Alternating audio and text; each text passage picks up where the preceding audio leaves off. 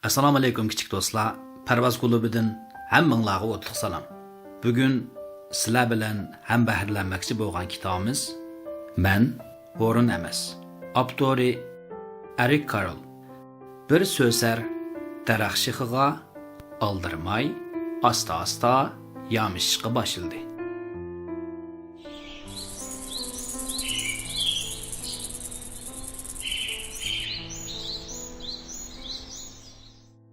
U daraxtdagi bir tal yopirmoqni asta-asta oldirmay yeyishga boshildi.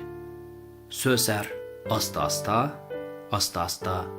uxlab qoldi. U asta-asta uyg'ondi. So'zar atdigandan kechgacha daraxt shixiga esilib turdi. U hatto kechichimu daraxt shixiga esilib turaverdi. Hatto yomg'ir yig'vasimi so'zar daraxt shixiga esilgan piti mit qilmadi. Sen nimachi bismiz? deb so'radi maymun. So'zar undamadi. Ko'p qilmaydigan go'mish ekansan sen, dedi timsoh. So'zar gap qilmadi. Nemandoq odamning ichini siqadigan maxluqsan, dedi chumulixo'r. So'zar zuvan surmadi.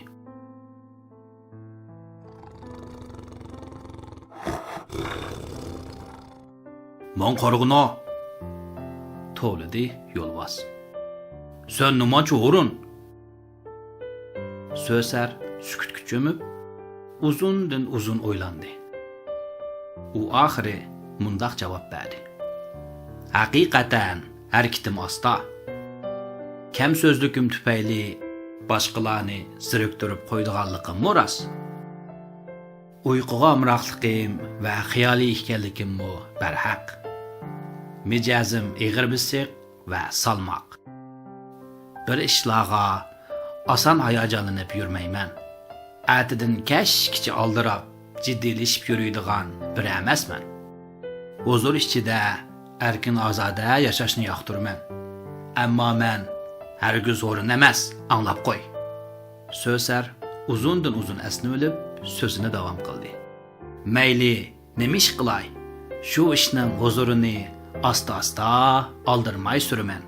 Buning nari yomonkan? Kichik do'stlar, tövendeki hayvanlarning ismini bilib olinglar. Armadil, ipar qirg'avul, bo'g'mi yılan, yavu to'ng'iz, timsoh, Amerika yilpizi, toshbaqa, shaparang, zaharlik paqa, ramfastos qushi, kepinak, chumulixo'r, tojliq kaslanchuk, chumula, o'michuk, maymun, huvlaydigan maymun, kirpa, ropikola, kvati, shatut, yo'lbos, har qush.